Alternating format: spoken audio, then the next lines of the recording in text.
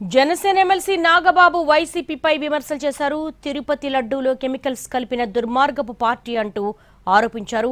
Janasena, TDP, BJP కలిసి ఉన్నంత వరకు ఏపీలో వైసీపీ అధికారంలోకి వచ్చే అవకాశం లేదని అన్నారాయన.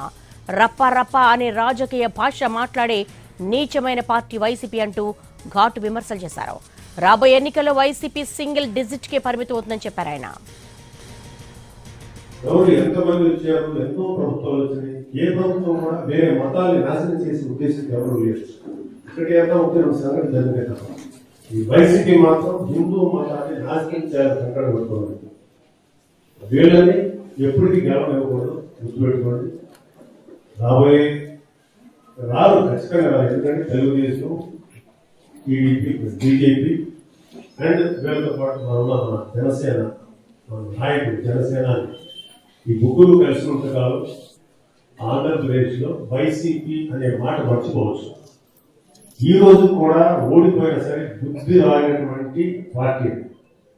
ఎవరైనా అధికారంలోకి వస్తే మేము ప్రజలు అది చేస్తామని చెప్పాలి. మేము అధికారంలోకి వస్తే ఎవరైతే అధికార పక్షాన ఇప్పుడు ఉన్నారో వాళ్ళందరినీ రపారపా జరుగుతామనేటువంటి నీచానికి నీచమైన క్రూయల్ మాటలు మాట్లాడతాం. ఏళ్ళని ఎలా